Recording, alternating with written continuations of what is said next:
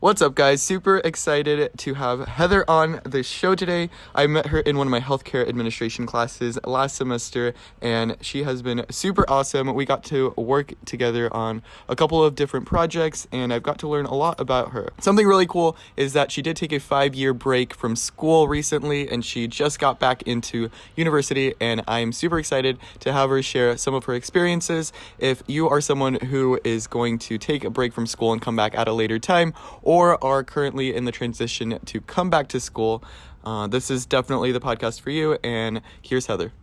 Hi, Venetius. I'm so happy to talk to you about my return to school.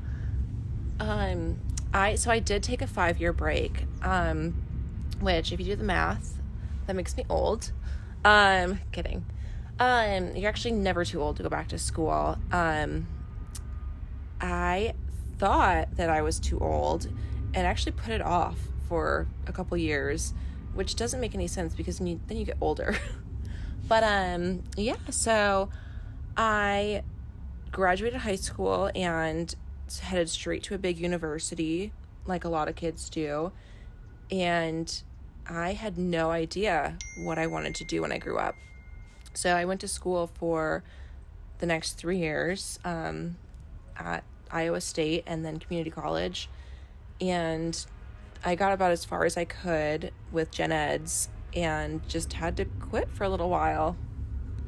Sounds cool. Would you consider yourself a non-traditional student based on the common definition then? I know a lot of people just consider the non-traditional student someone who takes a break and then comes back in, but your case is a little bit different because it was by choice and you have a different life than a lot of people do. So if you consider yourself a non-traditional student, what makes you say that? And if not, what makes you different? So the definition at UNLV, where I go, of a non-traditional student, I found out coming back into school was anyone over 24 years old. When I came back to UNLV, I was 25, so I technically was a non-traditional student. I don't feel like it, though. I really feel like a normal UNLV student. I don't have a kid. I don't work full-time. I will have 3 dogs. I guess that considers a kid. But I really took the time to take a break, so when I came back to school, I could really give it my all. I guess part of me feels like I'm older and a little different than everyone, but when it comes to school, like, it's my full-time job now, so I feel like I'm a traditional student even though I don't fit the mold necessarily of one.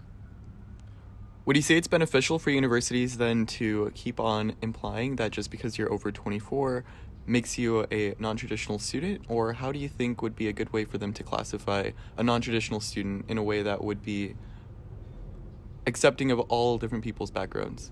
I do not find it beneficial. I actually felt a little weird because I was classified as a non-traditional student. It made me more nervous and anxious, I think, to go to my first day. I felt like people were going to look at me and think I was non-traditional or different, I think it might be beneficial to some people, maybe that have a family, so they feel like they have kind of an outlet, like a group of other people that are, quote, non-traditional. But I think in Las Vegas, for example, we're a town where there's a lot of people in the service industry that decide to go back to school after they're a certain age. So I think having the classification of non-traditional is almost like discrimination in like the weirdest way, because people that want to be considered normal are now kind of just different just because of the label they're given. That's so crazy. Yeah, I agree.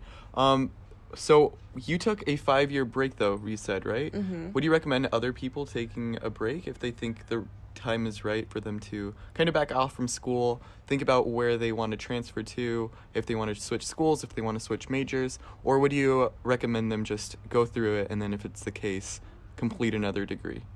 I think that's very circumstantial. If you have the finances to get multiple degrees and not go to work, then just stay in school and keep getting degrees. I don't think for everybody that maybe taking a long break is the best idea, because it becomes harder to go back to school the longer you stay out of it. But for me, it was definitely the best decision because, like I said, I had no idea what I wanted to do. It really took me growing up to find out what I was good at.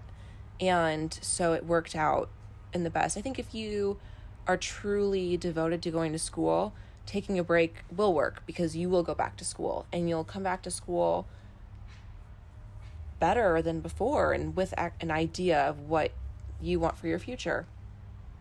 Yeah, it was super exciting being your classmate last semester in healthcare administration, but you mentioned that now you know what you're really good at, and I'm assuming it's healthcare administration, right? And how did you know that the first choice wasn't the best for you? So when I graduated high school, I went to Iowa State as an architecture major. And I'm horrible at math, so I have no idea why I thought that would be a good idea. I liked houses, so I thought that's what I should do. And as a kid, people are told you can do whatever you want, which, I mean, may be the case, but if you're not good at something, it makes it really hard.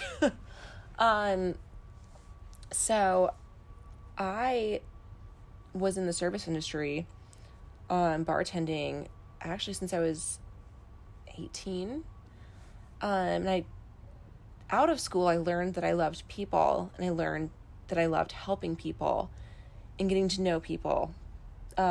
People, like, that's what I know, and that's what I wanted to do, but I didn't know what. I knew I didn't like blood. I don't really like kids.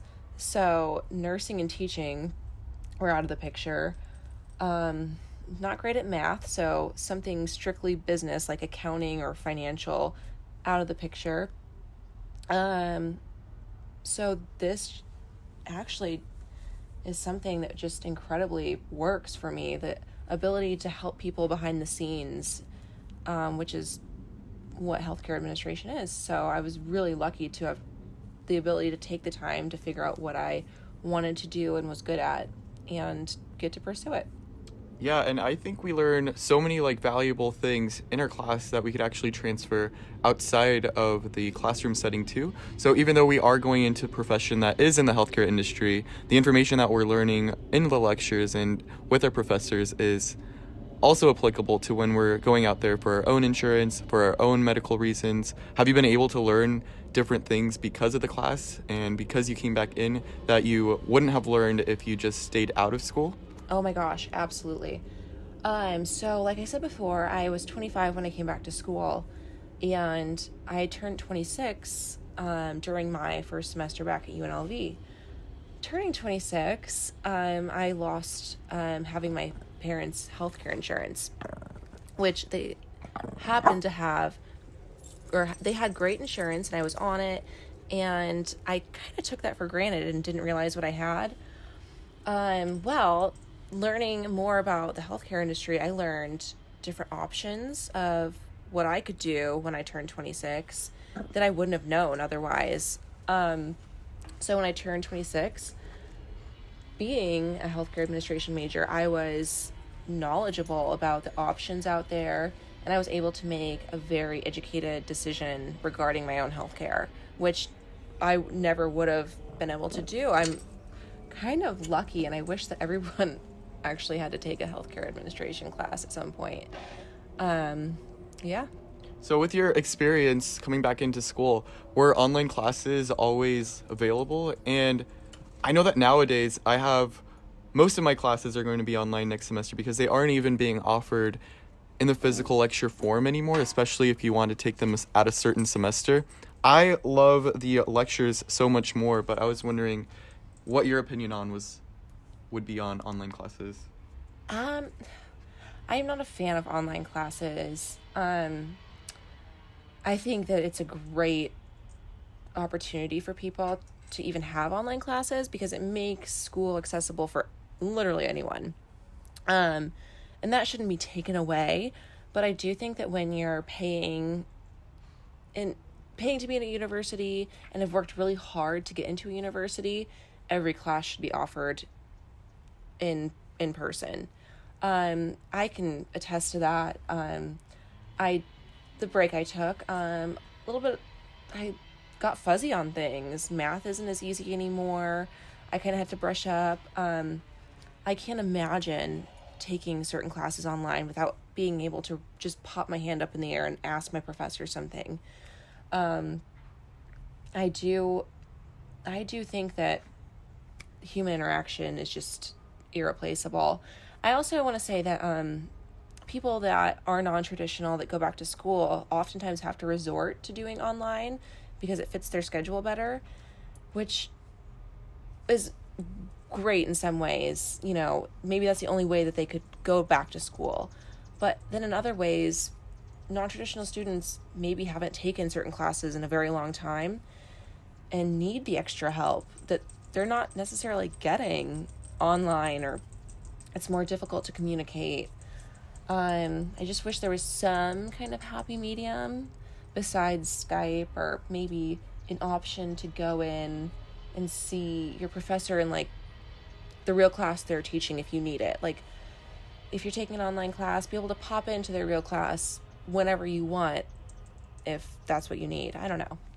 I totally agree. So there definitely has to be at least a choice for the students in whether they want to take an online class or a traditional lecture style class if they want to do that specific class. But I agree that professors really do make a difference, and sometimes going into the classes and having that connection with the professor really helps you understand a lot more of the classroom material that's being presented, and I think that sometimes that's just omitted with the online courses.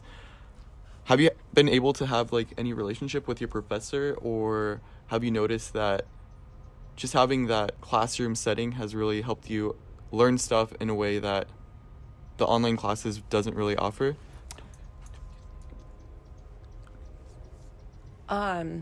So I can compare the same professor that I've had in class to online. And I specifically took the online class because I loved that professor. And though she's amazing, I miss her. Like I miss the lectures that she gives. Online just doesn't compare to actually going to her lecture. I also feel a sense of responsibility when I have to see my professor every day. I want to do better because it's really hard to look someone in the eye when you like fail a test. But online, if you do bad at something, you never have to face that person. It just goes away. Like you just shut your laptop and move on with your day. But if you actually have to like see somebody that you just kind of failed, it means more. So it makes me work harder. So, Heather, another question I want to ask you is, when you first came back into your first class after taking that break, what did it feel like? I'm sure it probably felt really strange, and I don't know if you were able to still remember how school was like, and what were things that were totally different when you came back that you had to adapt to when you did go back into your first class? Going to my first class was terrifying. I felt like a teenager. I worried about what I was gonna wear. I planned my outfit the night before. I didn't want to dress different than everybody else. I didn't know how to walk. I know that sounds weird, but I'm it was so terrifying, and I didn't know if people were gonna look at me because I felt like I was older. And then once I got to my first class, there were 5 people older than me. There were even a couple of high schoolers, so nobody was the same age, and everyone kind of looked terrified. So I wasn't alone. I kind of forgot that even when I turned 15 and you're going to your sophomore year of high school, everyone's scared the first day. So I wasn't alone, and it may sound horrible, but I was kind of glad that everyone else looked terrified. It made me feel okay. Yeah, that's super cool. I think one of the biggest strengths of UNLV is that it is extremely diverse, so you don't have any pressure to fit anyone's mold. You can be yourself, and that's really, really awesome about our campus. I'm sure, though, that you had some new things to learn when you were going back to your classes. And what were the things that you had to work hardest on to adapt to the new environment of school? Well, it had been probably like 6 or 7 years since I'd taken a math class. So I almost forgot how to do long division or multiply, like silly things like that. Oh my gosh, writing papers. I don't even know what MLA means. And I had to like Google that, which I think I learned that at some point in my life, but it's little things like that like you just don't use every day that you have to like go relearn on your own because it's just expected for you to know. Yeah, like, oh my gosh, you taught me how to use Google Drive. That's true. I had no idea what that was. I think they just invented it. I don't know. Even like my laptop, like Word, who sits and writes papers for fun? So like I had to relearn how to set up a paper, learn what margins were. I don't know. Now I sound dumb, but all those little things I had to relearn. And I mean, yeah. Yeah, no, it's totally awesome that UNLV has the resources, though, for the students who even forget. Like, I love utilizing the writing center if I do have any problems with writing MLA papers. I go to the math tutoring on the second floor of the library, and it helped me raise my grade all the way from an F to an A, which is super exciting. But have you been able to utilize any of the resources that UNLV or a typical college campus offers to its students that really helped your transition? Oh my gosh. UNLV does a great job of letting students know what resources are available. So yeah, I'm working on a paper of my final for one of my classes right now, and we literally had one of the librarians come into our class and come answer like all of our questions. We didn't even have to go to her. She came to us. Like, who does that? Like, that's the most amazing resource available. Like, she came to us and gave us examples of good papers, examples of bad papers, printouts of resources, her number, told us when we could call her to ask for help. Like, she's not even our professor. Like, she's a librarian that just came and did that for us. So, yeah, I mean, the resources are really great at UNLV. It's awesome how the staff really supports all the students. Do you think that the professors at UNLV do a good job of attracting students to that specific university? And what are other good things that our campus currently does that really drew you to that specific college and university when you were making the choice to go back to school? So UNLV has come such a long way in such a short time. You have to consider the fact that we have so many majors that are just amazing, and such a great campus for a university that's only been around like 50, 60 years. I think that part of UNLV attracting students are the majors that they have. A lot of the majors are so applicable to like jobs. I mean, UNLV students get hired. I look all around Las Vegas and I went to UNLV. Like, I mean, people have good things to say about it. Like, why wouldn't you want to go somewhere that is going to produce a good job for you in the future? Is that what made you mainly choose UNLV too when compared to the other options that we have here in town? Or did you just prefer the larger campus environment to where you could meet more people and have a higher level of education? I definitely chose UNLV because of the career opportunities I felt I would have, and then the education opportunities. I felt like whatever I wanted to do could be done at UNLV. The options were just very enormous compared to what Las Vegas has to offer otherwise. If I wanted to continue my education and get my master's, I could stay at the same school as compared to other colleges in town. Not to sound rude, but it's just they don't offer that much. Yeah, that's super helpful. I definitely chose UNLV because I wanted to stay closer to my family, and also because I could still keep up with the other people that I met throughout high school, and it was still cool to keep that connection. But if you were to leave everyone here off with one tip for people that are considering taking a break from school and coming back at a later time, or even just considering switching their routes on their educational path, what are some takeaways that they could have at the end? Well, I think that if you want to go to school, you're going to go to school. So taking a break shouldn't be something scary.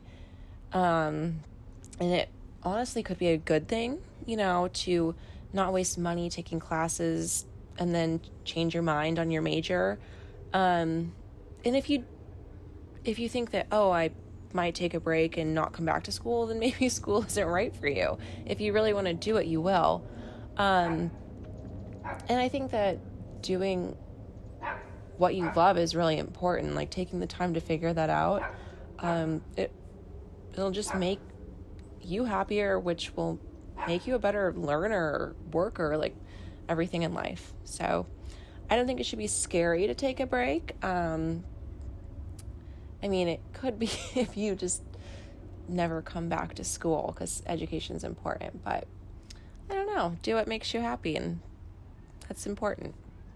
That's an awesome takeaway to end off on. Thank you so much for your time, Heather, and I hope all of you learned something new. If you would like to check out where I talked about my experiences in my educational path and why I chose to switch from nursing to healthcare administration, feel free to click on this link right here, and see you guys next time.